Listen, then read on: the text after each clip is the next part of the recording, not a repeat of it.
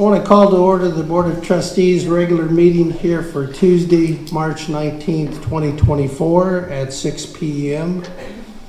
Roll call, please. Mr. Evans? Here. Mr. Burkholder? Here. I want to announce that Trustee McKee is excused from tonight's meeting. Their church family unfortunately lost one of their members, and she is attending that service in memory of that person. So I want to announce that here tonight, why she isn't here. And Doris, would you please come forward for the invocation, please?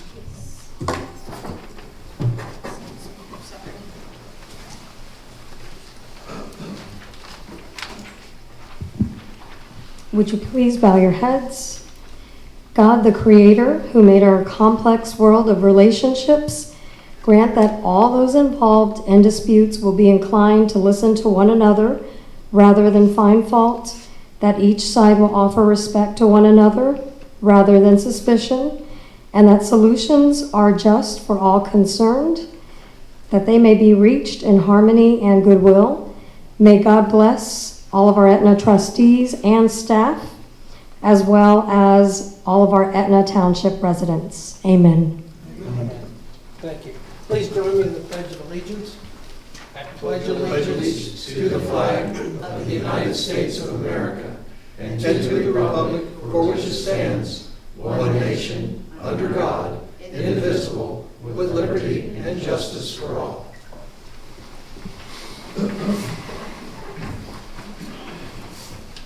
Is there a motion to adopt the agenda as presented? So moved.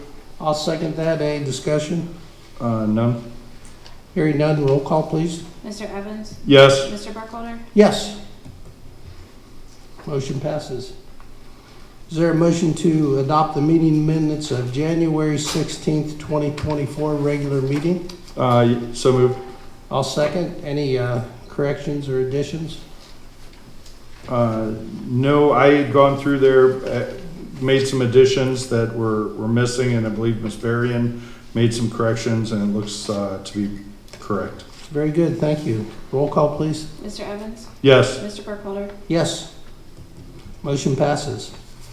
We'll now have the presentation of the Township Administrator Search, and this will be by Management Advisory Group. Mr. Dana McDaniel is a distinguished prior city manager of the city of Dublin, and he's with Management Advisory Group, and he's going to give us kind of a foundation or an introduction to their company and their services and what they'll be providing for the township as we search for a new township administrator. Mr. McDaniel, you have the floor. Well, thank you very much. Good evening, members of the board, and good evening to all the members of the community. Thank you for being here this evening. I appreciate the opportunity to present this. First time I'd ever been introduced with the word distinguished. I appreciate that very much. It makes me feel good. But we, on behalf of Management Advisory Group LLC, I just want to say thank you very much for the opportunity to assist you with this search. We know how important this is to you and to your community, and to have someone in a critical leadership role like that on a daily basis obviously is very important to help you in getting your business done and helping to move the community forward. So we look forward to assisting you with that. A little bit about Management Advisory Group LLC. We're a 4-member company, relatively small, fairly new. We're a bunch of old retired city managers, 4 of us that got together and formed this company. My partners, just a little bit about them. Dave Collinsworth, who could not be here this evening, he's going to be the primary lead on the project and I'll be working with him. David is a former city manager in Westerville, Ohio, had also been the assistant city manager in Miamisburg and city manager in Tip City as well prior to that. Our other 2 partners who will not necessarily be involved in this, but be involved in the background because we leverage all of our networks and experience together. Greg Horns, former city manager in Centerville, Ohio, spent many years there in Centerville. And also Mark Thompson, who's a city manager of Ottawa Hills, formerly in Huber Heights and some other cities in both Southwest Ohio and in Northeast Ohio, but spent quite a few years in Ottawa Hills. He just got elected as the mayor of Ottawa Hills, so now we can actually say the mayor as part of our company as well. So I don't know how he got talked into that one after being retired for quite a few years in that community that he served for a long time, but he did.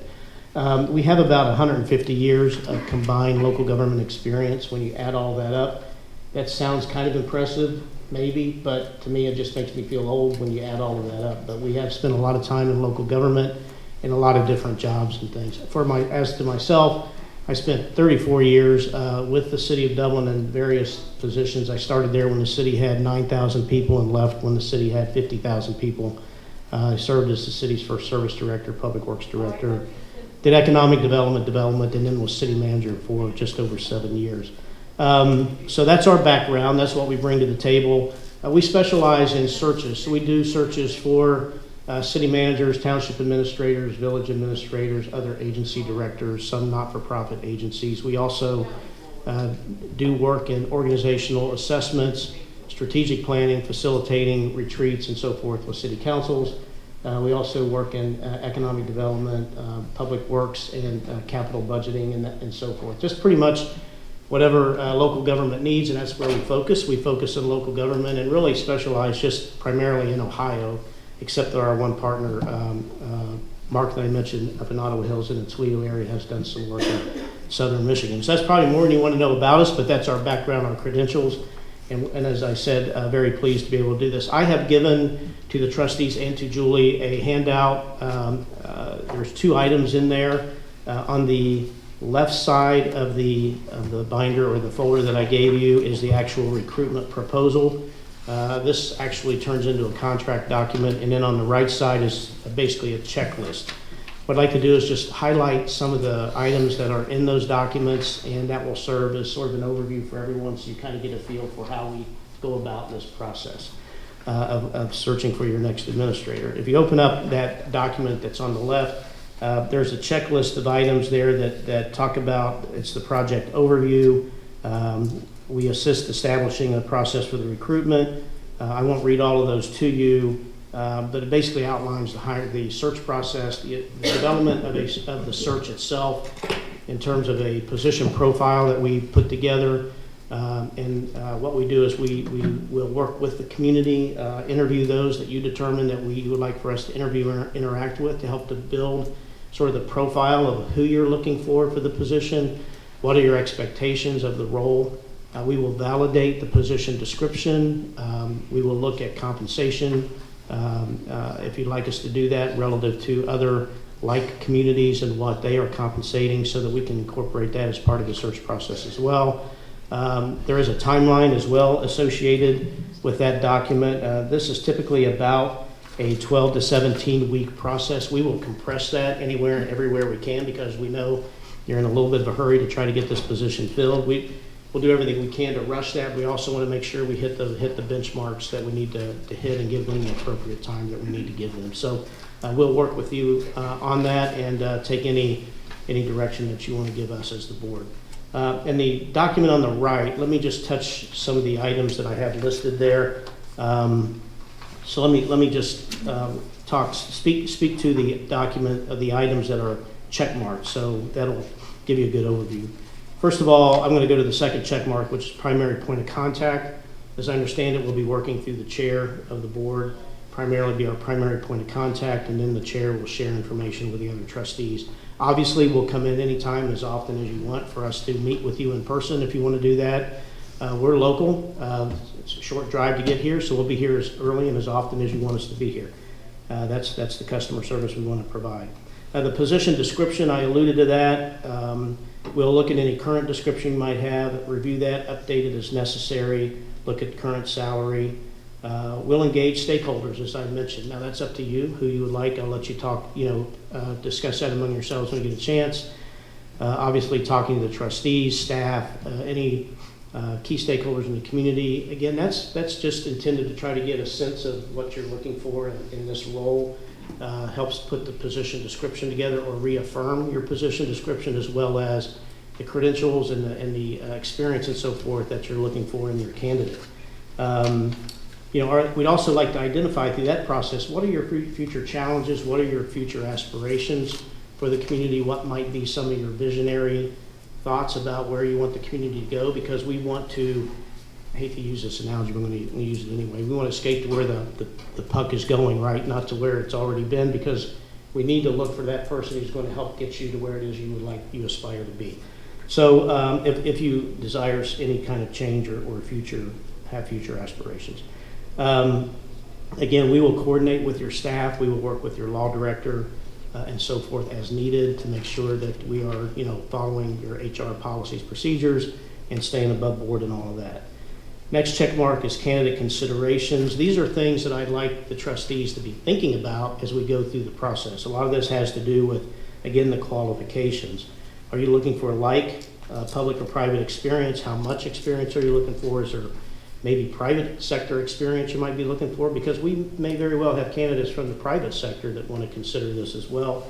Are you open to that? Is there management experience preferred? If so, how many years? What type? What type of education level are you looking for? Are you looking for a bachelor's degree, master's degree? Things to think about in the employment agreement itself. I have a list of items there, be it number of years for the agreement itself, or do you want you want it to be defined by the number of years? You just want it to be open-ended on any given meeting night, which was my contract. So, and those are pretty normal. Salary ranges, benefits, allowances, other benefits, sick leave, moving relocation allowance, those kinds of things. Just be thinking about it. You don't have to answer those here tonight, obviously. We will develop a position profile, and that is a profile that we use to advertise. We're going to talk about your community. We want to get in and know your community. As I mentioned earlier, what are your aspirations? What are you looking to do? But what are you doing now? And we will put together a profile, which is a marketing piece, frankly, that will go out and will compete in the market nationally, and we will advertise this nationally. I'll get to that in a second, to try to attract the best candidates that we can get. And so we want to talk up your community. We want to talk about the great things that you're doing and you plan to do. So it's just like any employee you're trying to go out and recruit for your business. We want to tell the best story we can and put our best foot forward, but also make sure that candidate understands what they may be getting into and what is this community they want to apply to work for. So that's the position profile. We will advertise that profile, as I mentioned here, the International City County Managers Association, the Ohio City Managers Association, the Ohio Municipal League, Ohio Township Association. There's also the administration of the Organization of Black Administrators, which is a national organization. There's a Hispanic network as well as public administrators. So that we will get into some of those specialized, if you desire for us to do that. Those can have additional costs to do that, but we'll talk about that and what that might mean. But there are those specialty areas that we can get out there. We want to seek as diverse candidate pool as we can get, both in terms of experience and otherwise. So we'll also do social media launch. It's not listed on here, should be, but we'll do a social media launch as well to make sure that folks know you're out there looking for an administrator. And there's a lot of other ways to get the word out. Just through our network, we also have a list of candidates that have been out looking and people who have expressed interest to us that they are out there interested in looking for a new position or positions like this. So we have that network, so we'll certainly tap into that as well. Again, as far as the candidate process goes, once we get the advertisement out, we'll start getting inquiries about it. We'll start receiving resumes and the like. We will screen those. We'll pre-screen them for you. And our job is to narrow those down to what we think will be probably about the top 10 to 12 candidates. And then we will review those with the trustees. And we'll give you the background about them and why we think you should consider them. But along with that, we'll also then probably narrow down a recommendation of somewhere to 4 to 6 candidates for you to actually interview. Now that will be your option depending on, and we'll tell you all about those candidates, and you can have that option as to how many you want to interview or not. So as many or as little as you'd like. We will give you a packet when it comes time to interview that will have all the information in it you need. It will have all their background. It'll have, we will have done a screening on them, so you will have that information. We will also ask them for additional information to the resume that's more specific to your needs. So that'll be an additional questionnaire we'll give them to fill out when the time comes. So you'll look at the resume, but you'll also be able to look at a little bit more detailed information on those things that you're most interested in. We'll go through that interview process. We'll sit there with you and sit in the room with you as you interview. We'll, like I said, we'll have it's literally a binder or an electronic version of that.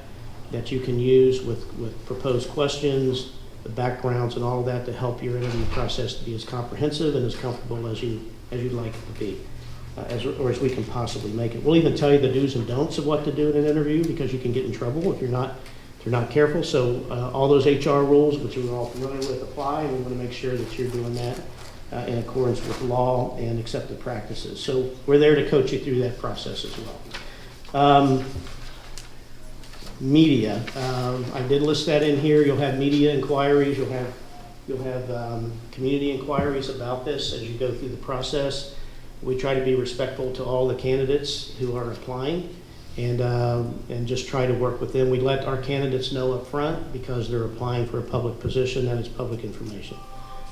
We do try, I'll be honest with you, we do try to withhold that, not because we're trying to hide the ball, but because some of these candidates will apply, but they're also holding other public jobs. And so there's a lot of sensitivity to that, but it's still public record. I want to be really clear, it's public record. So it will be made available. We will share that with everyone. But we will, sometimes you can lose candidates over that issue. And Gary, you know that firsthand, and the sensitivities involved with people in these public processes. If you're in the private sector and you're applying for a job, nobody has to know. But when you're in the public sector, the whole world gets to know. So there's sensitivities around that. But we'll work with that and with everyone, as best as we can. Again, the notifications and the management of the candidates, we will do that for you. We will let people know who's in the process, who's out of the process, and we'll handle that with great professionalism and respect, and represent the township very well in that process. And when it comes time to negotiate with a successful candidate, we're happy to do that on your behalf, in cooperation, obviously, with your guidance, with input from your legal staff or your law director as a contract is developed. So we're happy to do that as part of the process as well. So I hope what you understand here is that it's a very thorough process. We're here to help you go through it. The one thing that I will tell you is that my partners and I have all been through this process as candidates, very public processes ourselves. And so as you get down to your final candidates, this can take various forms. It can be strictly the trustees going through that process, interviewing, making that decision. Sometimes people have a candidate night, let the community get familiar with the candidates. That's just it varies from city to city, township to township, agency to agency on how that's done. No requirements there, just things to think about on the back end, and we'll talk more about that as the process goes forward. So I hope that gives you at least some comfort level as to the process and the key steps, and I'm happy to answer any questions you might have. Mr. Evans, do you have any comments or questions? No, the information provided was pretty thorough, and I'm just looking forward to getting the process started. Thank you. Mr. McDaniel, thank you. I think that was a great overview, and I'm glad we had it here tonight, because I think it's important the public can kind of understand how this process works, and I think that was quite comprehensive. So I'll definitely be in touch with you so we can begin to get the timeline and have some subsequent meetings and begin to follow through the checklist. Very good. Well, thank you very much. Again, thanks for choosing us to help you with this. Thanks to all the community for letting us be a part of it. We look forward to working with everyone and getting your next township administrator. Great. Thank you very much. Pleasure meeting you. Okay, now we have public comments limited to 3 minutes. Is there anyone who'd like to speak tonight? I ask that you come to the podium, state your name and address, and you have 3 minutes.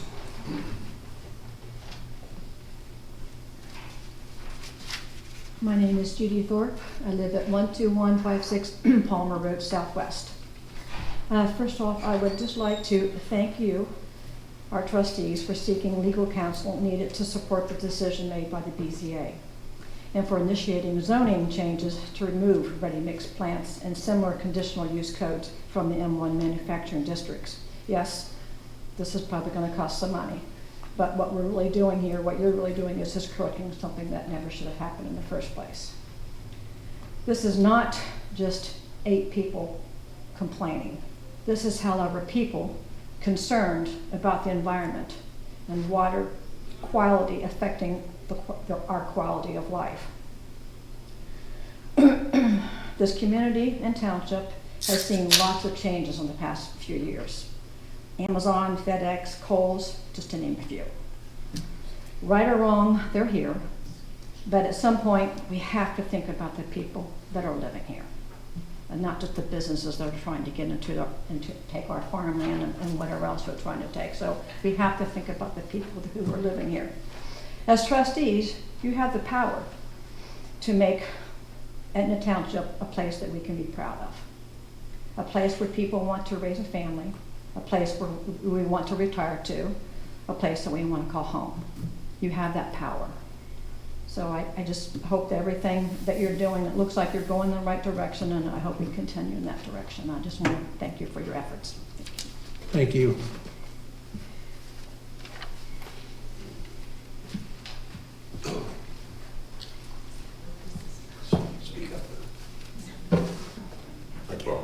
Brought two of mine there. William Thorpe, 12156 Palmer Road. I'd just like to address the road crews.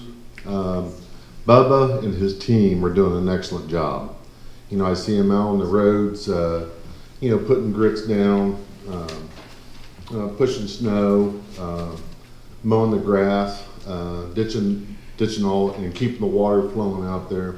You know, these guys work awful hard. But I think he got an excellent team going, and Bubba, you know, you need to pat him on the back, but also each one of the team members. Those guys, they're not standing around with shovels, leaning on shovels and not working. They're out there. So I just want to congratulate them and hope you guys realize that. Thank you. We do, thank you. Thank you for those positive remarks. Yeah. Anyone else tonight that would like to speak? Please. Okay, I'll speak up. You could pull that down He too. tells me that all the time. Okay, Phyllis Bundy, 10254 Tollgate Road. All I want to say is I agree with both of their comments, because we all live in a neighborhood. It isn't just, like she said, it's not just a few of us. We are a group of people, and it is a neighborhood, and we're also an Etna neighborhood. Everyone in here is impacted by everything. That's all I want to say. Thank you.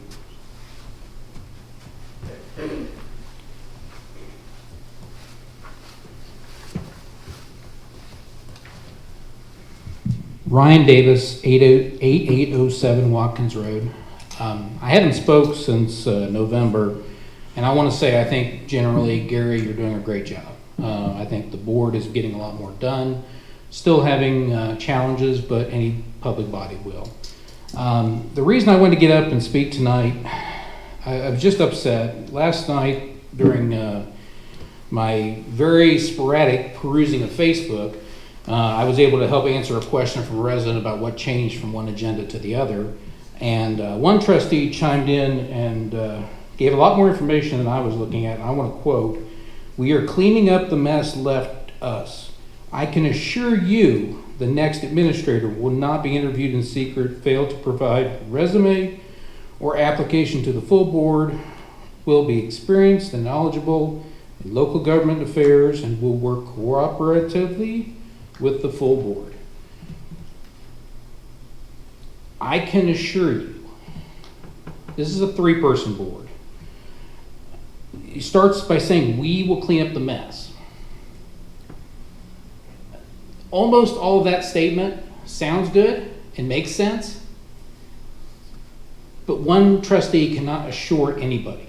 They can assure that they're going to show up every day, work hard, and do what they feel is right, and get the other 2 trustees to work with them. I took offense to that. You cannot assure anything. That assumes to somebody who's not following this as much as the people that are attending tonight that you have more control than you do. I don't like that. I think people reading that, perusing Facebook, who are sick and tired of Facebook and sick and tired of Etna's negativity still making the front page, it's getting old and it's getting frustrating. It's ridiculous. It's preventable. That's the most frustrating thing about it. I am moving towards the path of proper administration. It's a shame it was blocked 2 years ago. I think it's very obvious that you've got the candidate sitting next to you that you wanted for the next trustee. I think he's doing a great job. I've said that to him outside of this meeting. I said it to him to start this meeting in public. Let the past go. Every day going forward is the next best day to do positive things for Etna. Yep. Yeah, Thank you. that's very good. Thank you. Anyone else?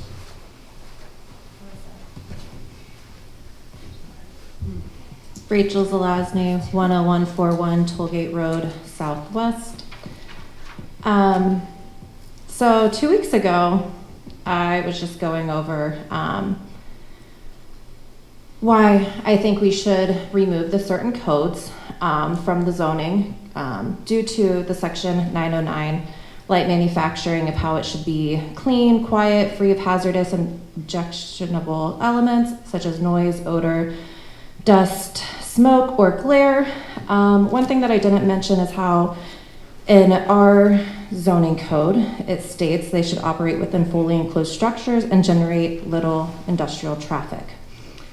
So I mention this because nothing that they're doing on that property is enclosed.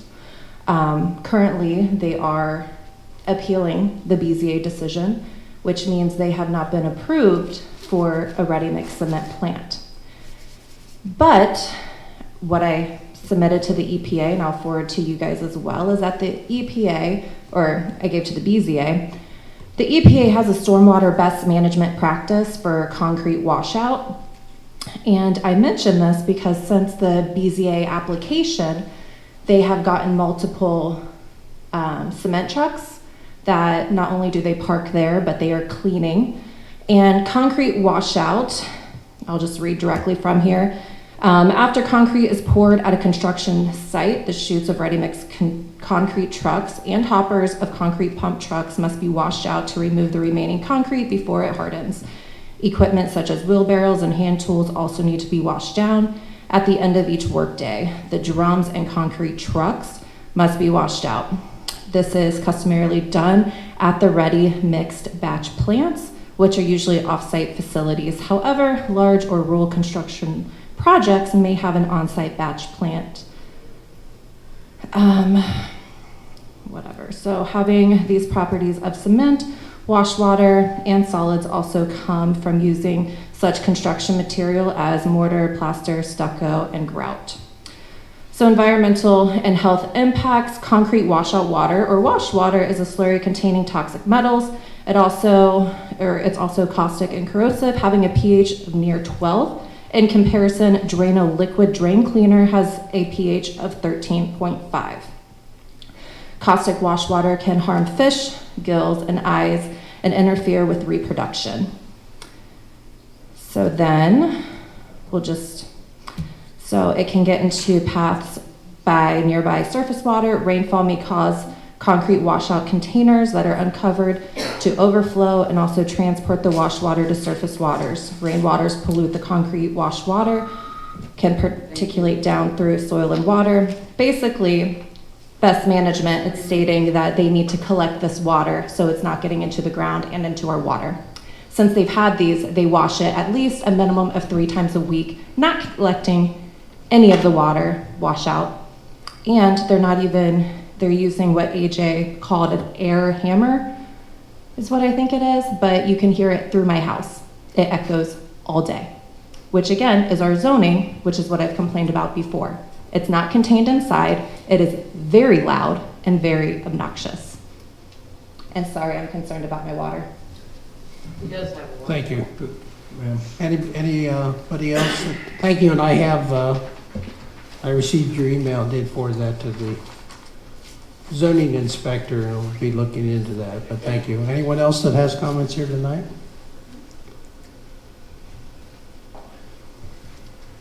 Yeah, I don't have to walk very far, so. Please state your name and address, just so we have it for the record. Chuck Bundy, 10254 Tollgate Road, Southwest.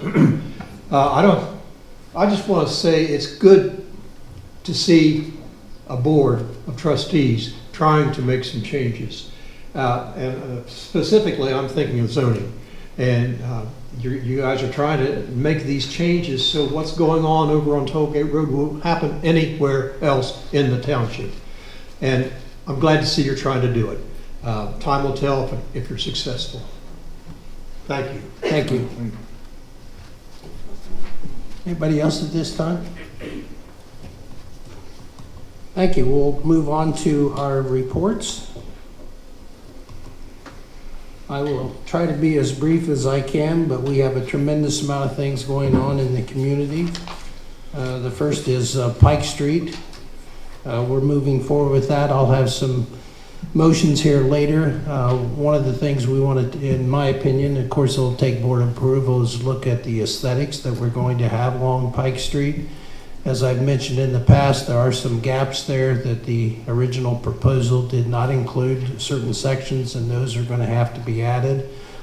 So I just got some emails today on the updates, so I'll be bringing those to the full board as we continue with the reconstruction of Pike Street. Now that won't take place this year, but we're definitely closing in on the planning process, and the board will also have to identify future revenues in order to pay for the additional connection to the the High Point project, which is behind Speedway, but will dump out on Pike Street. Also, I've been attending meetings regarding Refugee Road. Two things, as you all know, there are these supersized loads that have been coming through Licking County. There may be some of them coming through Etna Township.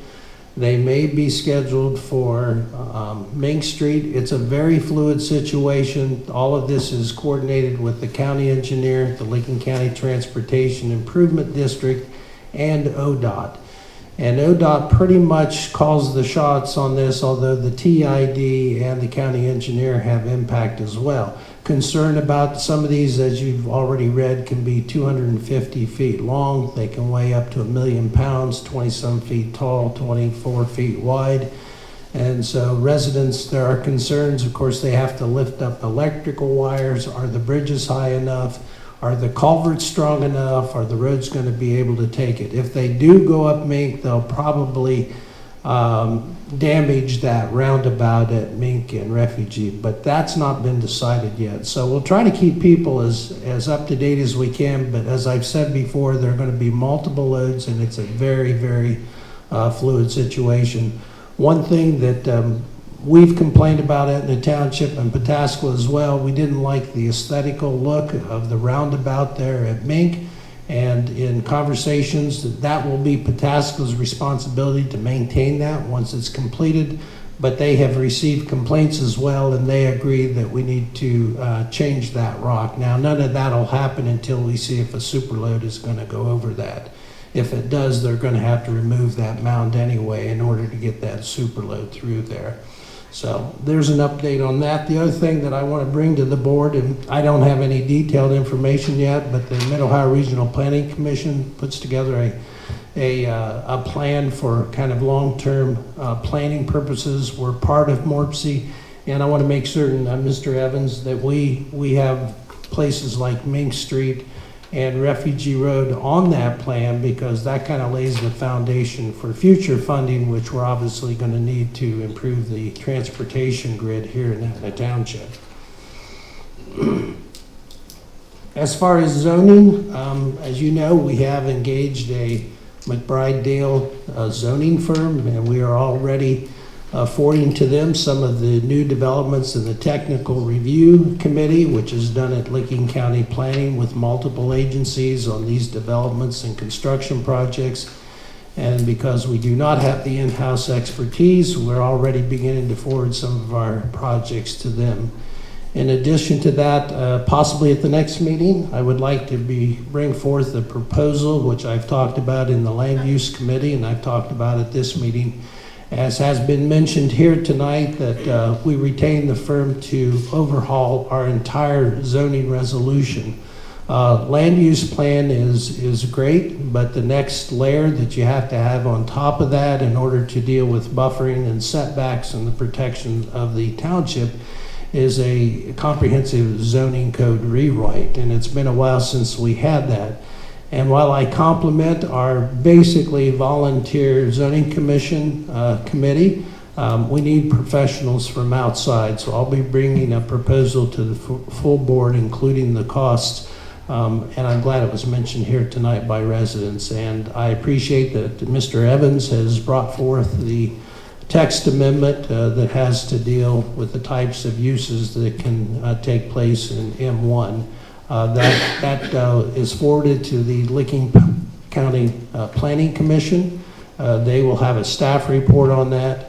And then they'll make a recommendation back to our zoning commission, and then they'll have a hearing, and then that will come to the Board of Trustees for a hearing as well.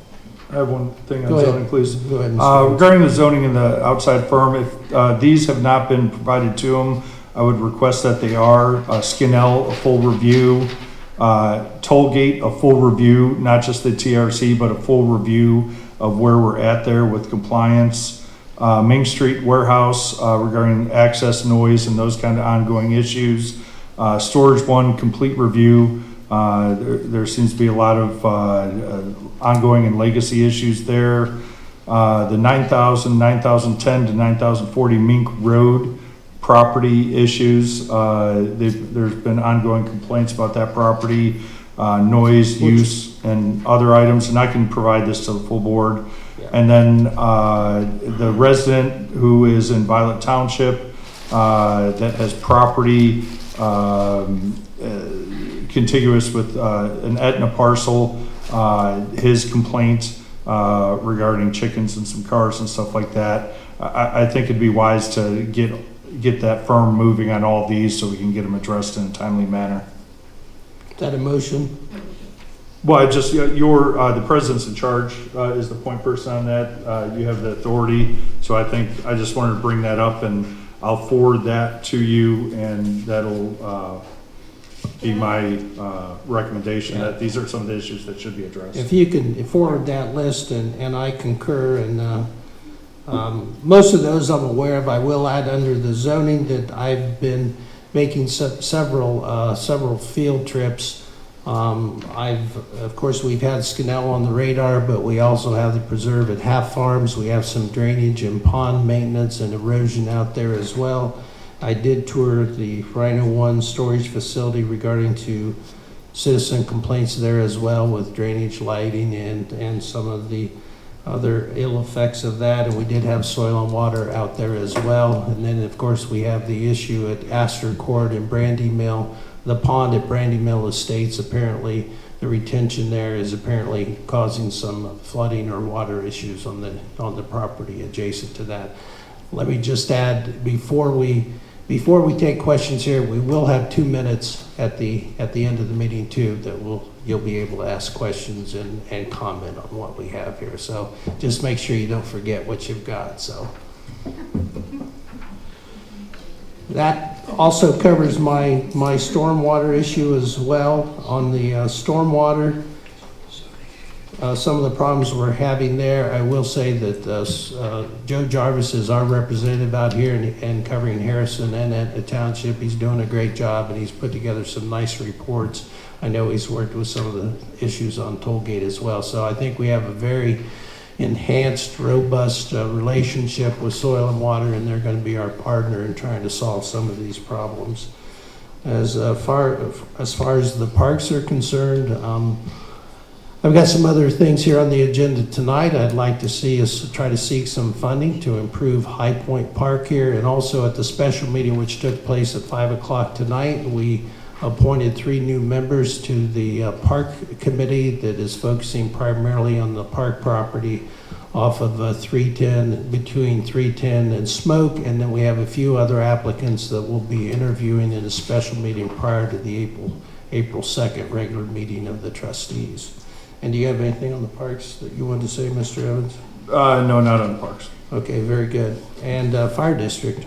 Yeah, I just supplied the board with the report in the meeting packet. Just cursory review. Our administrator presented their resignation letter.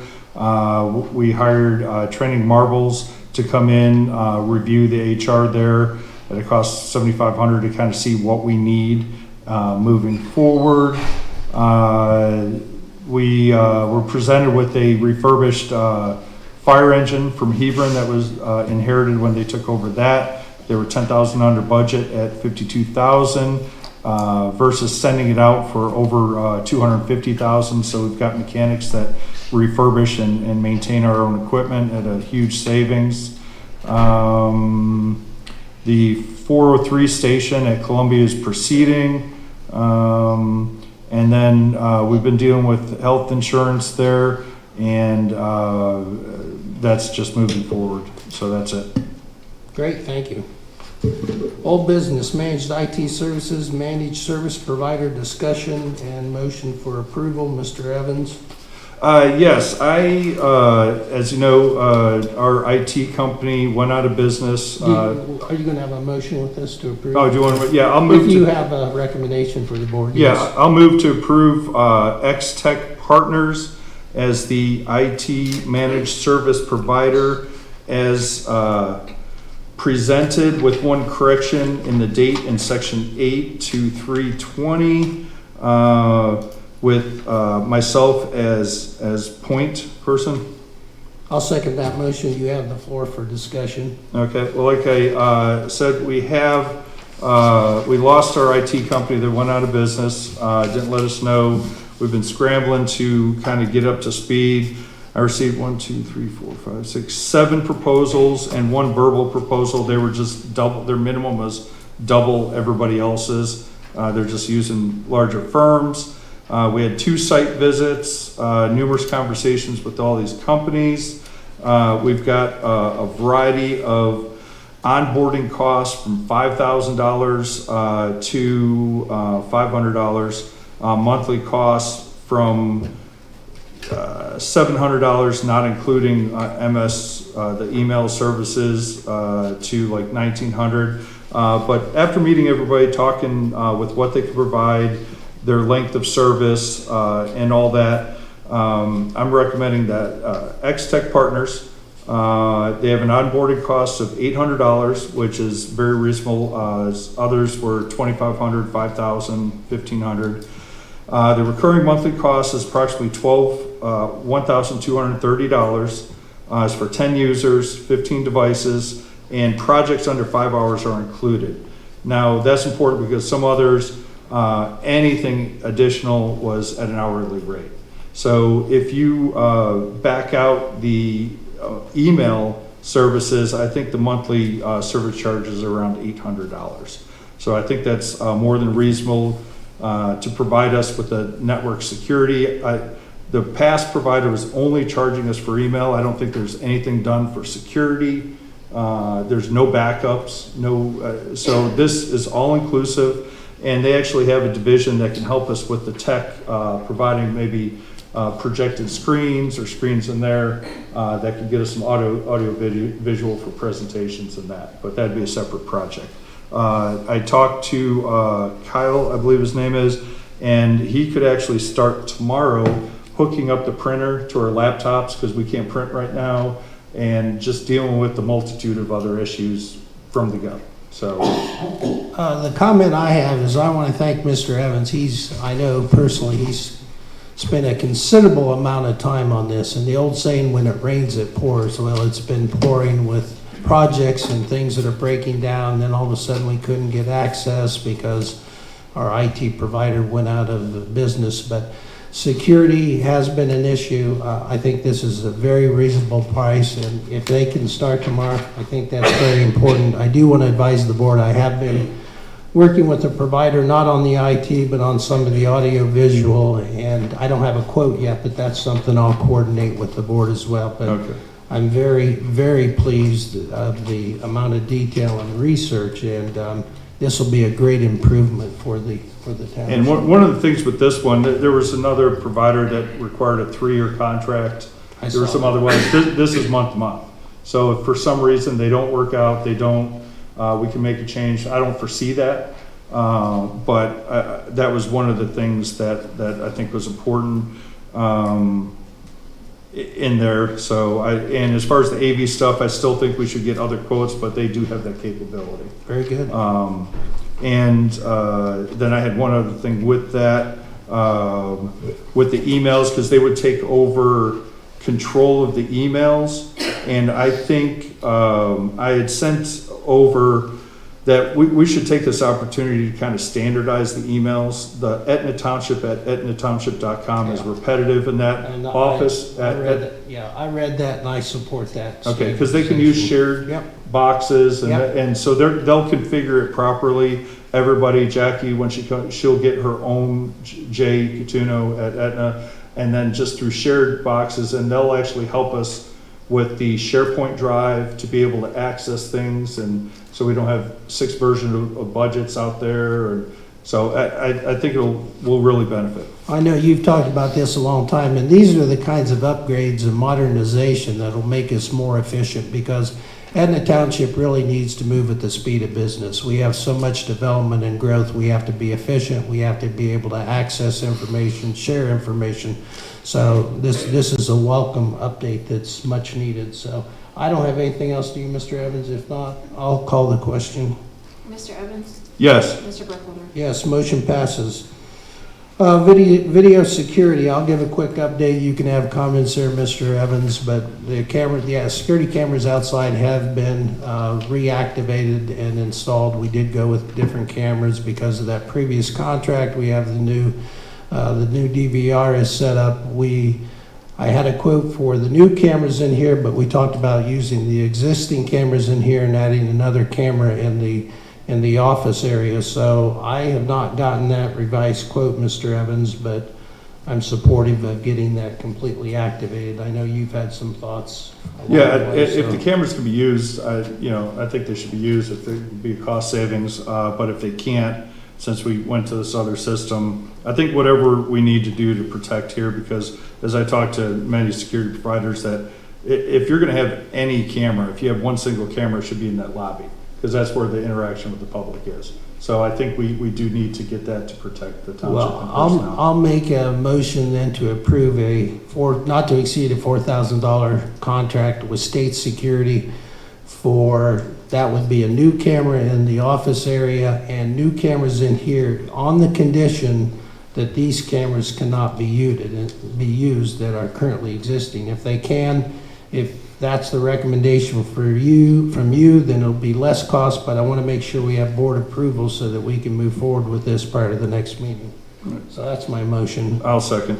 Any further discussion? No, sir. Hearing none, roll call please. Mr. Evans? Yes. Mr. Burkholder? Yes, motion passes. Health insurance update from Mr. Evans. Yes, everybody completed the fire form. They're currently shopping for quotes from various vendors. I did get an opinion from the prosecutor, because currently we have a split HSA, HRA. HSA is $2,700. HRA covers the rest to $6,350. It would simplify it and possibly be a savings if we just move to a straight HRA. However, their opinion is we can do that for the employees, but as far as the officials that are currently in the township, and that would include Jackie too coming on, because she'll be on before this is renewed, that we would have to stick with that HSA portion of I it. read that. And I don't think there's any issue in that, so it's just good to know moving forward. But I think moving forward, we should just go to a straight HRA, so there's not any pain point between, okay, you used your HSA funds, now you got to do HRA. It'll just go through the HRA reimbursement. There is a prosecutor's opinion on that though, correct? That is correct. Everybody was copied on that. Okay. Any action necessary at this time? No. Okay, great. The farm lease, we awarded the farm lease on the property that we own, and in my conversations with Mr. Keller, he was interested in farming the Langle property as well, and that has not closed yet. We went ahead and made the motion to go ahead and transfer that property from the Langles so that they could get what we've paid out of escrow. But that has not closed yet, and so there may be a meeting on the 29th of March. They're represented, the Langles, by Scott Hayes. So I've been coordinating that, but in the interim, Mr. Keller has said that he'd be interested in farming that 0.4 acres, but in the pre-construction for Drayton Hall, which are the apartments off of 310, they talked about the various things. They're going to construct the pond, which is going to be partially on our property. They're going to have all the sewer lines coming in, the water lines. So their concern was that with all that activity, that they would be tearing up quite a bit of that crop. But in conversations with Mr. Keller, he's aware of that. He thought that still by planting a crop there, that would be better than having weeds grow up in some of those open areas. And so he's willing to go ahead and plant the crop, and whatever is destroyed is at his cost, and then whatever crop, if there is one at the end of the season, some of those proceeds would come to the township. But I wanted to bring that to the board.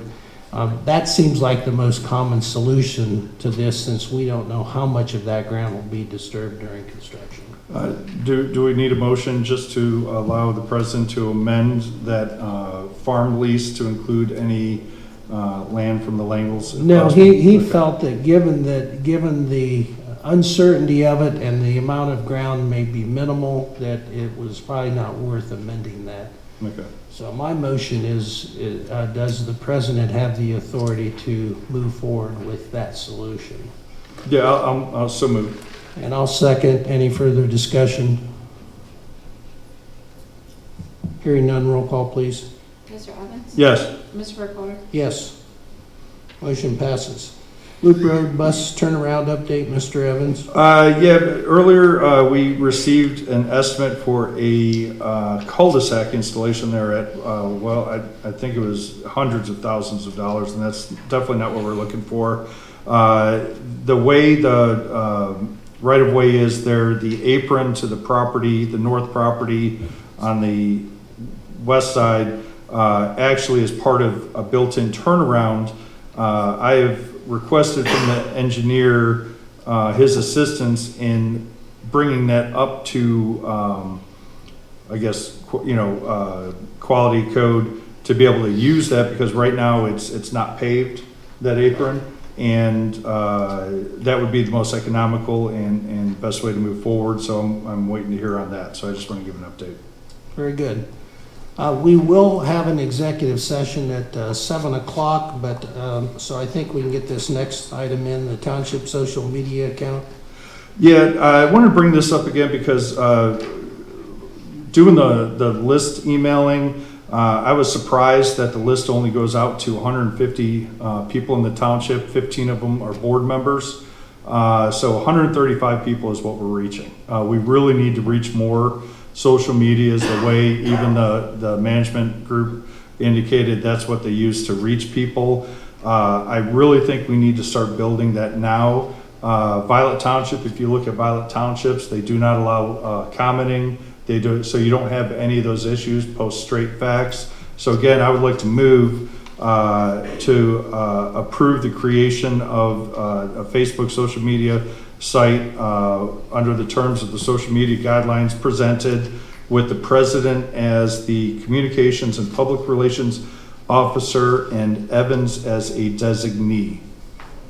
I'll second the motion for discussion. We've addressed this previously, and while I'm not opposed to the social media, I'm not going to, as I said before, I'm willing to table it, but I'm not going to support it at this time, and I'll tell you why. It's not that it's not a good idea, but we currently do not have the staffing to handle those kinds of accounts. And I will say, given the comments that we've heard from the public here tonight, I've been disappointed in the lack of discipline on the social media discourse by public officials, not just in this town, but in other communities as well. And that's why I'm hesitant to now have another media that we have to, and these do have to be managed, even if you limit public comments. So what I would like to see is that we wait, and I see that there has, in fact, I just had an email this afternoon from Civic Plus about redoing our website, updating our website, and I think that was initiated by a member of the previous board, which I agree that we do need to update our website to make it more user-friendly, but also be able to put more data on there as well. But I can tell you the number of projects and issues that we're dealing with now, I don't think it's appropriate to go with the account now. We do want to reach out more, But we have so much on our plate, and we've got to get some more staff in here. So I'm not against the idea, but I can't support it at this time. I don't think it's in the best interest of the township. And I'll be honest, I do want to see more restraint from elected officials on Facebook, because it's counterproductive and it creates more angst in this community, and that's what we've been striving to try to take out of the conversation here. Constructive criticism, good back and forth, but derogatory comments back and forth between elected officials is not productive, and that's my view. So. Okay, well, I would just disagree, because it doesn't take much time at all to do. It actually takes less time than uploading to the website calendar. People do not go to websites anymore for information. That's why we've only had one person apply for the BZA, and I reached out to them personally. We need to get with the times and reach the people, and that's how you reach the people. Everybody's doing it, and the hesitancy of it, there would be no opinion. There's a difference between a private and a public account, and I've honestly been providing all that because the township isn't, and I would be able to stop that. And so I think it's time we just need to do what we need to do, and like I said, time-wise, it's nothing. There's no comments, so there's nothing to manage comment-wise to even monitor. So I think it's a mistake, and again, we're not reaching the people. We had a handful of people, I think it was 5 at the comprehensive plan meeting at the zoning commission. That's just, if you look at Liberty Township, they had to actually get a separate hall. So we're falling behind in that, and we just need to do what's right. Roll call, please. Mr. Evans? Yes. Mr. Burkholder? No. Motion fails. Welcome to bring it back in front of the full board, but I think at this time there are other priorities we need to address first. And I hope we do see a change on comments by elected officials on social media. At this time, Are they running late, or? no, it's, Oh, okay. our I didn't see legal it. counsel's here. At this time, we're going to have 2 different executive sessions tonight. They will be separate. So at this time, I'll make the motion to go into executive session per Ohio Revised Code 121.22 G3, conferences with an attorney for the public body concerning disputes involving the public body that are the subject of pending or imminent court action. Is there a second? I'll second. Roll call, please. Mr. Evans? Yes. Mr. Burkholder? Yes. Motion passes. We'll go into executive session at 6:58 p.m. and our attorney, Thomas Spiker, will join us in executive session.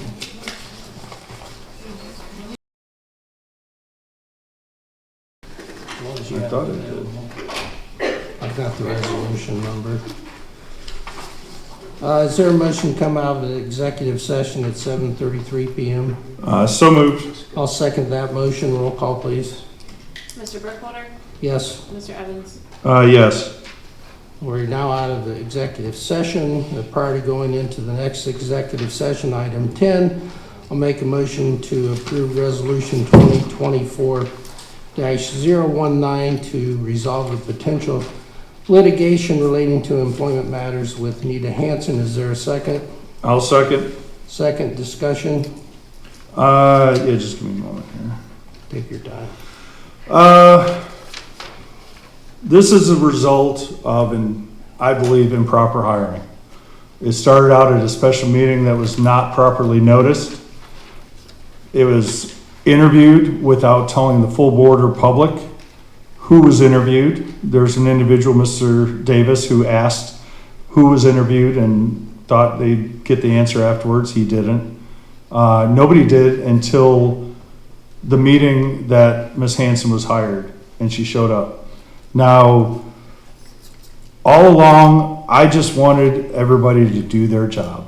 Criticizing somebody for not doing their job is not harassment. I've been working well with another member of the zoning office that we don't agree on almost anything, but he's doing his job and there's no issue. I don't believe this individual should have been hired. She had 0 local government experience, and it just caused all kinds of issues. Keeping records from the board, refusing to provide reports to the board prior, surprising board members with things. It's been a real issue, and some of the mess that this board is cleaning up. So I'm conflicted. If this was my company, I would fight tooth and nail on principle and not pay out a dime, whether it costs anything, because that's what I've done for 5 years. However, this is a board of trustees, and I have to look at what's best for the township. And again, cleaning up a mess is messy. And with that, I think we could win the threatened lawsuit. And again, this is an administrator that threatened to sue the township. Asked the township through her attorney to fire her in December because she was afraid of being fired, and then quit. It doesn't make sense. However, for the best of the community, I'm going to vote for this to put an end to the nonsense that's been going on in this township. The total cost is $80,000. Her salary was $130,000 with benefits and everything for 0 local government experience. Everybody was shocked that was the salary. I'm looking forward to hiring somebody in that can help the township and move forward properly. So I think for the best, we need to put this behind. Now our insurer is going to cover half this cost, $40,000. So the township will expend $40,000. But again, personally, I don't think Ms. Hanson should get a dime. She's put in for unemployment insurance. That'll be settled through this. I'm just astounded. Again, it kills me personally. If it was my company, I would not do this. But for the best of the township, to avoid all the litigation that they're threatening, all the hours, all the public records, all the everything, it's shameful that somebody would do this to the township. But again, to resolve this matter, I think it's necessary, and we just cannot allow these kind of poor decisions in the future. And I'm hopeful this board's not going to do that. But again, this is the mess that we're cleaning up. Thank you, Mr. Evans. Roll call, please. Mr. Burkholder? Yes. Mr. Evans? Yes. Motion passes. We'll go back to item B under executive session number 9. Motion to go into executive session under Ohio Revised Code 121.22G1 to consider, which one is this? You wanted this, Mr. Evans, is it complaints? To consider the investigation of charges or complaints against a public employee, official, licensee, or regulated individual. So moved. Is there a second? I'll second. Roll call, please. Mr. Burkholder? Yes. Mr. Evans? Yes. Go into executive session at 7:38, and that'll be Trustee Evans and myself.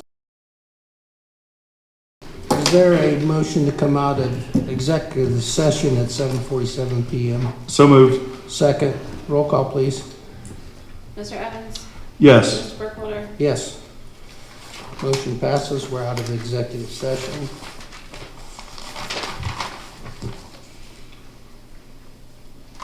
New business, New business, item A.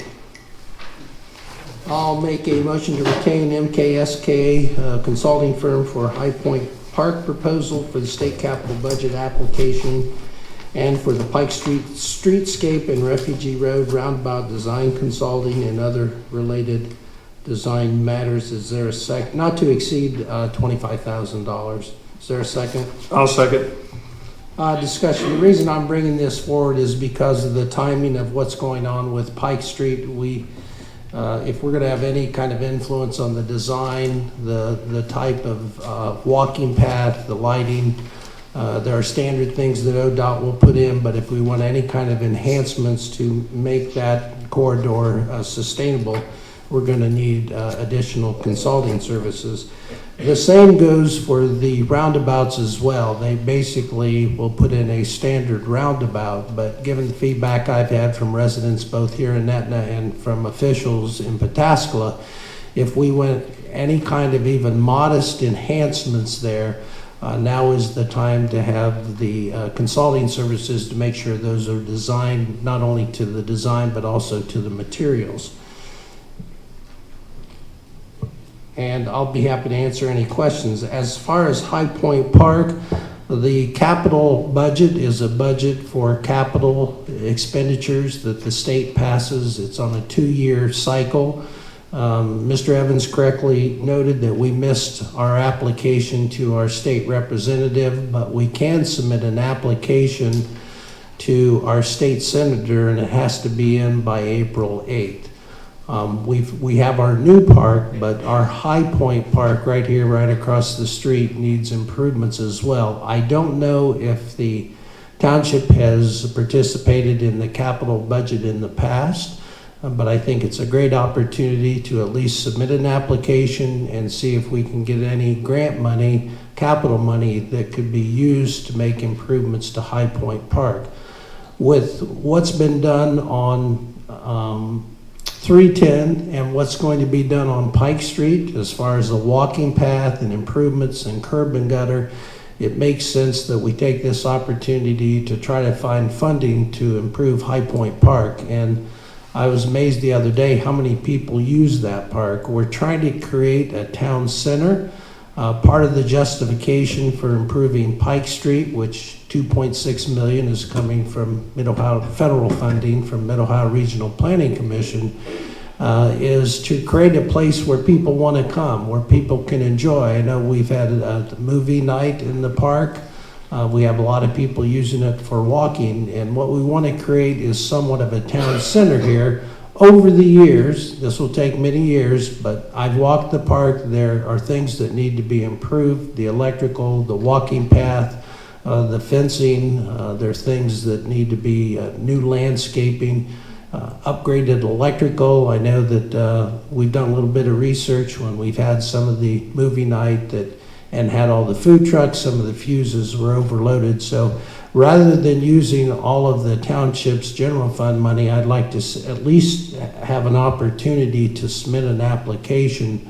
But to do that, we need to put together a plan. MKSK is one of the premier planning urban architect firms in the region. I've submitted examples of streetscapes to them, to both trustees, and I could distribute those to the public as well. Mr. Evans, I know you've been concerned in the past about these things. Do you have anything you'd like to say? No, I think it's good we're moving forward, getting some grants. I think one of the other things too, if we don't get grants, we should look at to the NCA as for some possible improvements too, as that's supposed to be kind of for regional improvement. But yeah, these are all things that are well needed, and especially things like we could do food truck Fridays. There's a lot of interest from vendors, bring in and attract people to the food, but also show our park. And I just want to let everybody know that the portalette has been delivered. It's a handicap accessible, so it's a lot bigger. It'll be a lot nicer for people to use now. And Mr. Olson had indicated, well, why not keep it there through the winter, because people are still walking. So I think that's something maybe the board will have to address later in the year. Any further discussion? No, sir. Roll call, please. Mr. Burkholder? Yes. Mr. Evans? Yes. Motion passes. Item B, I'll make a motion to retain Burker Graydon as legal counsel for Common Pleas Court Case 24 CV 00272, which is the BZA appeal by the property owner, and that's at Tollgate Road. Is there a second? I'll second. Discussion? Yeah, I have a question. Is it typically the prosecutor that would take this on, or is there a reason we're going to Bricker just because they're more specialized? That's a great question. The prosecutor could take that on, and we can certainly confer with the prosecutor. I know in the past when we had an appeal of a BZA, this had to do with the Pataskala Bank years ago, we did in that case hire outside counsel to represent the BZA in defense of their decision. So Okay. I'm open to any recommendations, but I think given the fact that the magnitude of all these cases, all these appeals, that a specialized firm like Bricker Graydon is important. That's reasonable, and I think just with the importance of that, having somebody with that specialty would be prudent. Do we have And- a dollar amount on it? Do you have a dollar amount up to? Well, we currently have, but I'm more than willing to, let's set that at $30,000 at this time, and I will update the board. The president will be the point of contact, and I'll update the board. I don't have a cost estimate. I mean, you really Right. don't know in these cases. You don't know, yeah. Roll call, please. Mr. Burkholder? Yes, Mr. Evans? Yes. motion passes. I'll also make the motion on the next item, a motion to retain Bricker Graydon to appeal the Etna Board of Zoning and Appeals granting of variance 24-02. Is there a second? I'll second. Any further discussion? That's on the sign variance, correct? Where That they is correct. reduced it by like 75% of the That is distance, and okay, I would agree with on that. Main Street. Roll call, please. Mr. Burkholder? Yes, Mr. Evans? Yes. motion passes. Item D, mosquito contract. Yes, I saw this come in. We do it yearly. I think the prior years have been 2,500. Early on, I think 15 years ago, we spent 5,000. I think last year it was like in the hundreds. The year before, $100 and some dollars. So this is just not to exceed $3,000, and is determined by their investigation control. So it's just a yearly thing. And that's a motion, correct? Yeah, that's a motion. I'll second the motion. It's money well spent. We get complaints every year with the lagoons. They'll also put larvicide out there as a preventive measure. So the health department does a very good job on that, and it helps knock down some of the mosquitoes, particularly given that you have West Nile virus. So any further discussion? No, sir. Roll call, please. Mr. Burkholder? Yes, Mr. Evans? Yes. motion passes. Minute transcription, do you have a motion for this, Mr. Evans? Or discussion? Yes, no, only? I've got a motion to approve, which one? Outsourcing the transcription of the minutes to minute-taking services as presented. Then we can have discussion. I'll second that, and go ahead. I've looked at the proposal. It seems reasonable as we attempt, being short-staffed, to try to catch up on our minute. Yeah, I spoke with Holly, and she said she's almost done with the February 6th, so we could take that out, but these meetings are long. Just the 4 meetings I had here, the regular and the one special, was 9.2 hours. With us trying to get the processes down pat, get filing done, have Holly get familiar with everything. It's just, I don't think, efficient use of her time doing these minutes. I spoke to the individual, and they can format it. I provided the example of what they had, and they can tweak it to what we want. So I think this is a way to kind of get us caught up, get these minutes to the public, and let us kind of focus our time on what's needed of getting access to systems, passwords, and kind of organize everything right now. I agree with that. Roll call, please. Mr. Evans? Yes. Mr. Burkholder? Yes, motion passes. Item F, public records custodian responder. With just the public records, I think we need one person that is in charge with public records requests are supposed to be cataloged and responded. The administrator, I don't believe, was doing it. Our fiscal officer was prior to that, public records -001 to keep track, because it is audited. And when they come in, if they're overly broad, they've got to be responded to. Typically, it is the fiscal officer. So I don't know if we want to return it to that for the time being. any? I'm open to any suggestions. Did you want the contractor to have any as a resource on this or not? I know. Well, I will report, we've taken all of our retention schedule and everything and forwarded that over to the consultant, and they're gonna take a look at that. And of course, that was the beginning of the process, but I'm open to whatever recommendation the board might have. because I think ORC states, or most of the time it is the fiscal officer. I think with help from that contractor, that would be good. So because I think currently it has the administrator as the custodian, and as we don't have an administrator, I think we do have to make a change. So I'd move to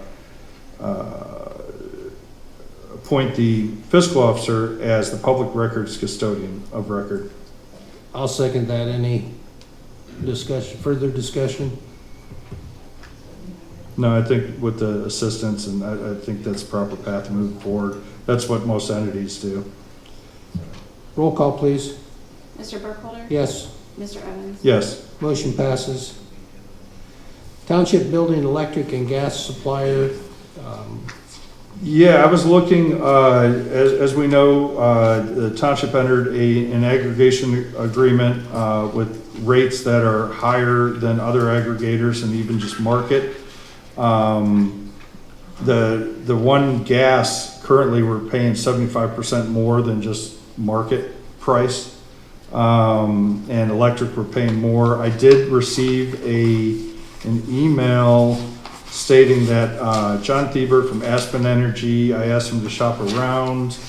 This is for the community or for the township? This is for the township only. The community stays the same, but anybody in the township, a resident, small business, can go to Ohio. It's called apples to apples. You can compare the electric rates and the gas rates. You can choose no contract, no fees, no anything, and all the fees are cheaper than what's through the aggregation program. So he had sent in, because we've got several buildings, and actually we have some light, community lighting that we pay, and then it goes on their property taxes. Correct. That are paying the higher rate.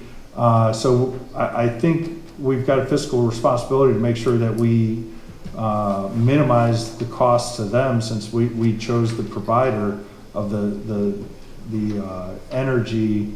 And where am I trying to do? But there were significant, oh, here it is, 150 today. With the current prices of 0.0699, if for the 12 months we went to the 0.0581, there'd be a savings of $1,000. For the gas, again, savings of like $500. I think he's talking just about the township buildings, but I'd like to explore this with him, and I could bring it to the board for maybe action next meeting. But I do think we should switch suppliers, because Treble and the aggregation agreement that was passed by the past board is just, it's more expensive than current options. Yeah, feel free to bring that forward. Also, there's a service ESG that will come in, and they're actually working with the county commissioners now that come in and do a energy audit on the building, and they can make recommendations, and they can also manage the entire project. So I'm sure there are some efficiencies probably here and at the garage that we could recognize. I mean, that's a separate issue, but I thought I'd bring it up now. So if you want to bring that to the next agenda, if you're ready by then, that would be great. Sure, I just want to make the board aware. Well, thanks for that research. All right. Item H, password management, motion to approve service. Yes, one of the issues has been we don't have passwords. We've been provided some, but most we don't have. Securing them is an issue. Sharing them and auditing who has access and who shared what. I've been doing a lot of research, and 1Password has business level that allows the auditing. It allows all the things we need to securely retain passwords, share them temporarily. You can share them with somebody for an hour, one time, or anything. So I would move that we approve use of the 1Password business software. It's $7.99 per individual per month. But again, it allows everybody to secure passwords, share them, and we can retain them. So we're never in the spot that we don't have access to like our email or website or domain name or anything in that regard. I'll second that motion. This is one thing that we are working diligently, Mr. Evans more than myself, but getting that continuity when you go with different employees or there's a change within the organization. So I know we've talked about the security of passwords in the past. I would suggest that we also coordinate with the IT company. I take it this would fold into the IT company and everything to increase security, as we're also looking to increase the type of bandwidth that we have here at the township. We discovered recently that we're not getting very good speeds out of the building, so that's something that we're looking at as well. But I'm glad we're moving forward with Yeah, this. and one of the other things that this will do is it'll monitor and ensure a certain level of passwords, because the passwords I've seen are, I can't discuss them, but I'm shocked that they were used as passwords. So I'm glad we're moving forward with this, and it's needed. Roll call, please. Mr. Evans? Yes. Mr. Burkholder? Yes, motion passes. Fiscal officer report, am I correct? Or we Yep. okay, fiscal officer report? I have end of February, we had $341,000 in revenue, and we have had year-to-date expenditures of $700,000. We currently have approximately $7.2 million in the checking and savings accounts. Very good. And I'll move to resolution 2024-018 to approve purchase orders. Is there a second? I'll second. Any discussion or questions? Let me.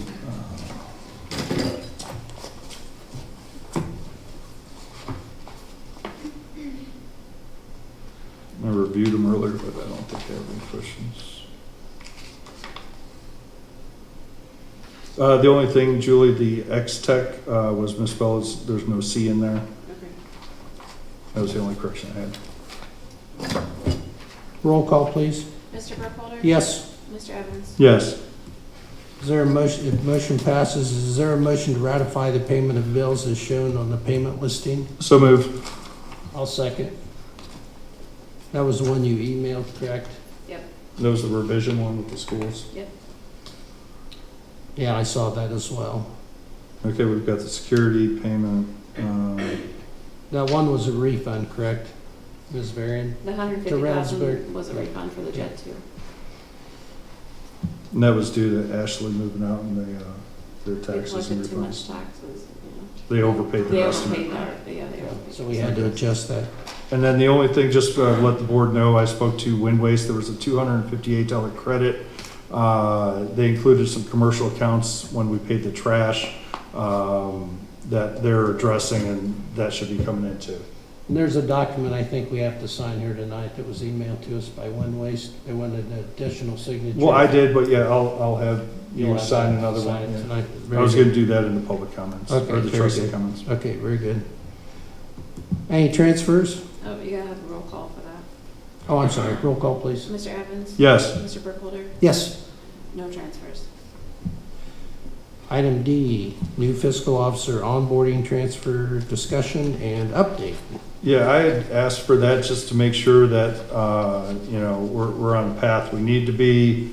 I know Julie's been meeting with Ms. Catuno and assisting her in that way, so I just want to make sure, we have a general discussion of, is there anything else that we need to do? I know Julie's working on a certificate of transition. That'll be provided before she leaves. But as far as Ms. Catuno, do you have any? Do you have anything you want to add at this time, or any questions, or anything you need in support? Not yet. Okay, great. All right, I just want to make sure we're ready to hit the road, and, because I know Julie, I think, is going to be doing payroll right the weekend For the before. For the first and for the third. Yeah, We're gonna meet on the 29th together and do it. Great. okay. Very good. We've added a new section as a citizen's request. I know other communities do this as well, which would be public comments at the end of a meeting. I know we had some questions and stuff, so it's limited to 2 minutes, and it's the same procedure. State your name and address and ask a question or make a comment. I only need 10 seconds. Go. Judy Newman, 9630 Lynn's Road. I just want to add, we are now getting trash from Scannell. We've got huge sheets of plastic wrapped around the trees back there. So, and I think, Gary, you were out and you saw trash in my neighbor's yard that it came from Scannell, so. I appreciate that feedback, and as you know, that's on the list. There are a multitude of issues there, and so I'm glad that's... mentioned Scannell, and that's why. Yeah. Good. Talking about this, that, and, you know. I'll add that to the list, Yeah, right? add that, please. Thank you. Anyone else?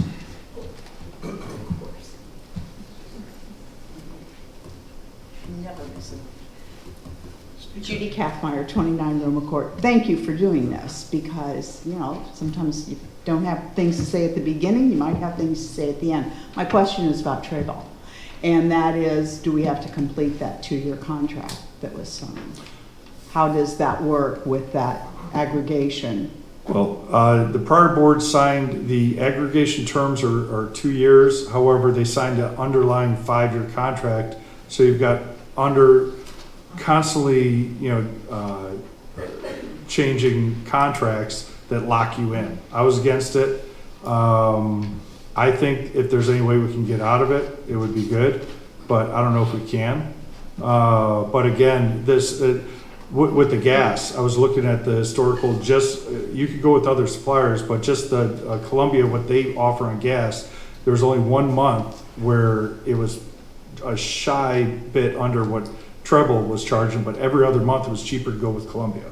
Okay. And other aggregators will actually send people back to the supplier when it's that way. Treble isn't. Okay, So I just everybody's wondered how being that charged more than they should, Okay. I believe. So, thanks. Yeah.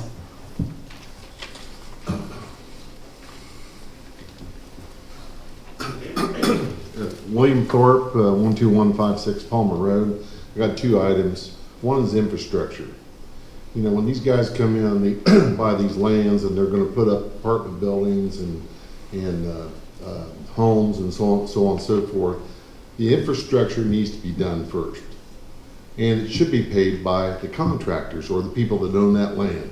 It shouldn't be up to the residents to pay for it.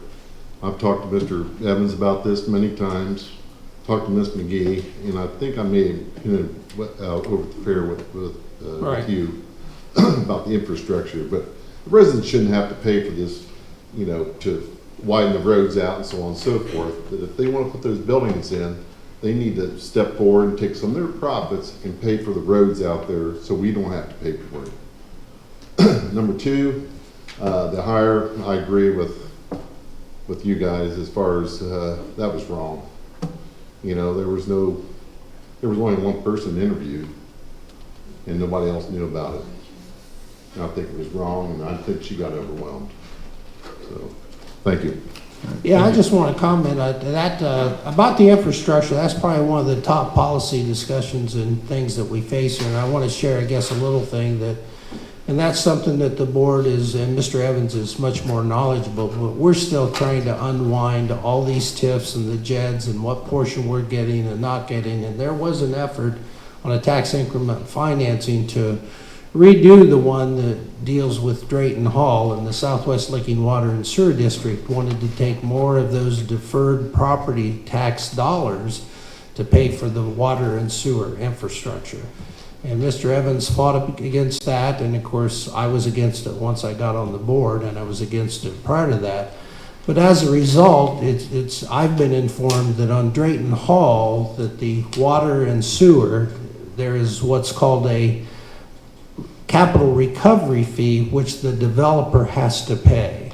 And according to the attorney representing the developer, that was $800,000 that they'll have to pay to the water and sewer district in order to install that infrastructure. I think that's a major policy shift, to your point, that should go on the developer. That's the cost of doing business rather than always trying to take tax dollars away from the community. And those are the kinds of discussions and further policy debates that we're going to have here. But one of our challenges, in my opinion, and I'll let Mr. Evans comment on it, is trying to find out all the separate deals and arrangements that have been made. We have 5 JEDs. We've got multiple TIFs. We have 2 JEDSIs, and there's a tremendous amount of information, and I know it's been a challenge, particularly when some of those records haven't been made available to previous boards or this current board. So I appreciate that comment and wanted to have a few words on that. And just to piggyback on that, I think we're in a discovery phase right now of learning what's been done, and that even before, when I've asked for the contracts for the JEDs and JEDZs, I was given the original contract. There were multiple revisions, multiple amendments, multiple that changed the entire terms that I still don't know because they weren't provided. And we don't have the organized file system needed to just look it up. And that's part with the IT to create a single source for everybody in the township to go to. If we want JEDZ contracts, they're here. So it's getting that organization in there. But I agree that if we're going to give them incentives for development, it should be for the development we want, not for transportation warehouse, not for take an example, Tollgate Road. There was in the newspaper that Skinnell's paying the $2.1 million to expand Tollgate. Well, we actually took a loan with the developer and we're paying them back with the judge. It's crazy how things are done. And like I said, if it's good investment, I think we should be supporting more small businesses, restaurants, and that kind of community, small business park or whatever. Or if it's good manufacturing jobs, okay, let's work with them. But just to give it out, I don't think is right. And one of my big things is protecting school funding.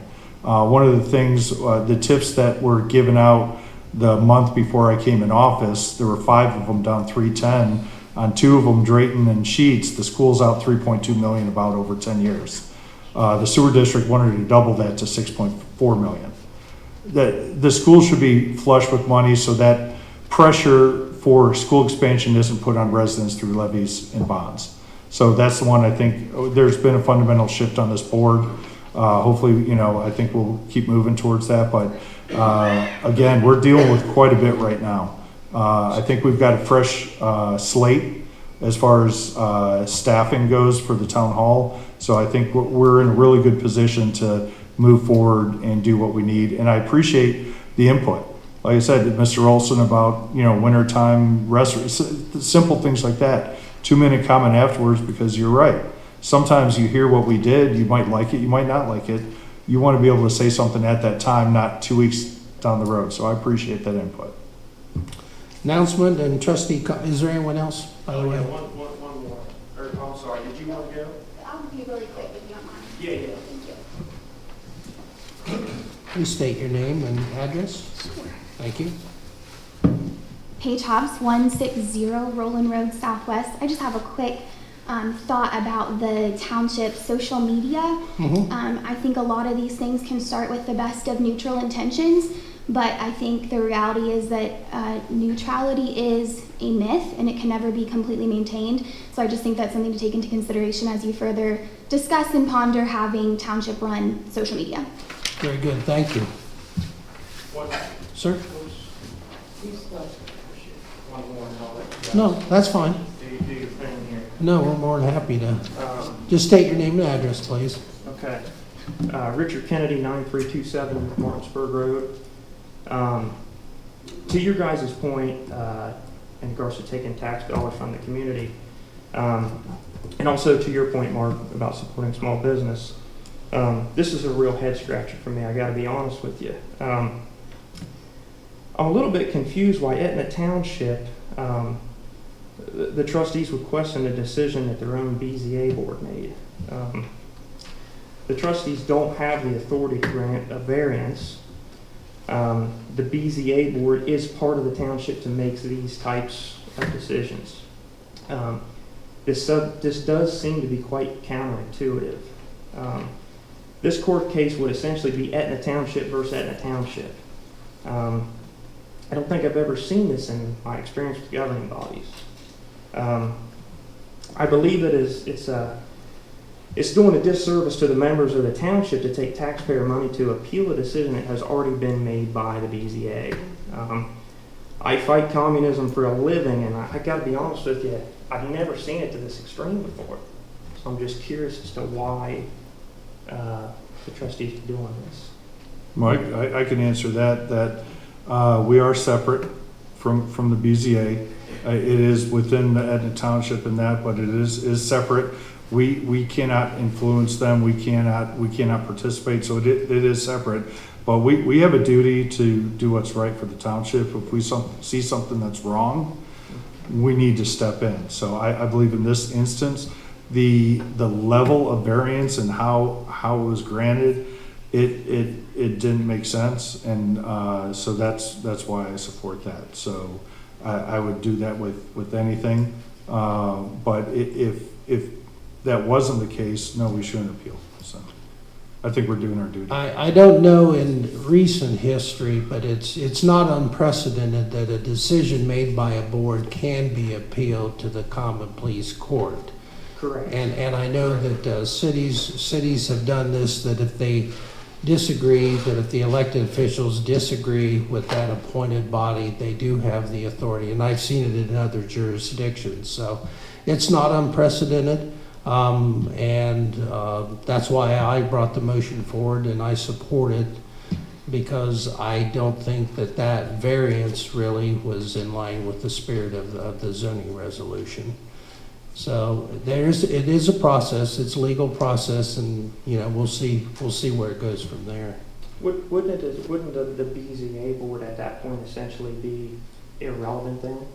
You see what I'm saying? In other words, why would there be a BZA board to make those type of decisions if another department in the township can question those decisions? Well, it's part of the checks and balance system, but it's not used that frequently. So if you look at the history of Etna, I don't know how many times that has happened, but it doesn't happen on every decision that the BZA makes. But there is that checks and balance, that if the elected officials feel that was a wrong decision, just like any individual that feels that the BZA made a wrong decision, and we have one of those cases here, they too have the right to appeal that to a higher decision maker, which would be the common pleas court, saying, we as the applicant don't think that the BZA. So we really have two different cases here, but both parties have a right to appeal that to a common pleas, much like the court system. If you don't like a lower court decision, then you have the right to appeal it, if you so choose, to a higher decision making body. Sure. No, I've appealed many decisions to the trial court in this case, but never seen a governing body appeal a governing body's decision. So I was just a little curious on. Well, I appreciate the question. Yeah. Thank you. Anybody else? Our next meeting is going to be the regular meeting, although we'll probably have a special meeting at 5 o'clock on Tuesday, April 2nd, 2024, to interview those other applicants that are interested in serving on the park committee. And Mr. Evans, I'll let you go ahead and talk about the solar exclusionary zone, since you asked that be put on the agenda. Yeah, I just wanted to include it in the announcement trustee comments that we have the solar exclusionary zone public hearing at the Licking County Commissioners scheduled for Tuesday, March 26th at 6 p.m. at the County Administration Building at 20 South 2nd Street in Newark, to consider whether to approve the resolution that would delegate all of the unincorporated area of Etna Township, a restricted area prohibiting the construction of large solar. I think it's important for this area to do that, and I've been seeing a lot more movement from other townships following suit. So I think that's important, and I like the addition of these in the announcements to get it out to the general public before. So I think whatever we can put on there. But I just have a couple points that wanted to let the board know. When I was over there at the garage, our mechanical building, the lean-to roof is disintegrating, and that we really need to do with, something with that. So I don't, with you over roads, I don't know if you want to. I talked to Mr. Copley today, so if you or any other board member or he have recommendations for a contractor, let's bring that forward forthwith so we can Okay. And then maintain that kind of goes to my point. I forwarded to the board. I worked a couple hours the other day on a document, standard operating procedures, just a book that anybody in the township can go to, how to post on the website, how to do anything that's needed. I think we should start putting everything and anything we can in here. Contractors, preferred contractors, how to order things, and I think I'll be fine. I can compile it. I've set it up where it's automatic indexing and all that. If just everybody in the departments over time just puts into Word general description of how things are done, what the website is or anything, I just throw it in here and we'll have a book that if, Holly wants to take off, go to Georgia for a week, that we have somebody that can do her duties, or vice versa, anywhere in the township. So. I fully support that, and we will move forward with filling in that document immediately, Mr. Evans, and thank you for that work, because I know it wasn't easy, but it's much needed. Anything else? No, that was it. I have one more thing I want to say tonight, and I'll be very brief, but I want to tell you, the hardest job in this township, sorry, Jackie, but it's the fiscal officer job. And whether it's a township or a city, there's a tremendous amount of responsibility. There's a tremendous amount of reporting, a lot of fine tuning. Working with UAN, it's a very complicated system. It also involves budgeting, paying all the bills, getting all the invoices and organizing. And fiscal officers throughout the state don't get paid enough, but it's set by your budget and state statute. So at this time, I want to express my sincere thanks and appreciation for Julie Varian, who stepped in a very, very difficult situation and has done an outstanding job. And I know for a fact has spent countless hours, weekends throughout the week, to deal with our finances, plus all the JEDs and JEDSIs and everything else. And at this time, I want to give her a round of applause for a job extremely well done.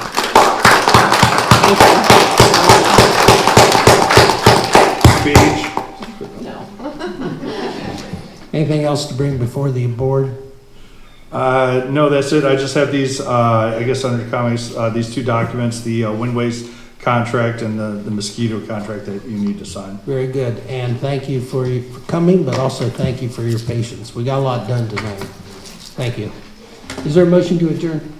So moved. Second, roll call. Mr. Evans? Yes. Mr. Burkholder? Yes. We stand adjourned. Thank you. We got through quite a bit. Good job. 2.5 hours. Okay. Here, you want to sign these? I had to leave the babysitter.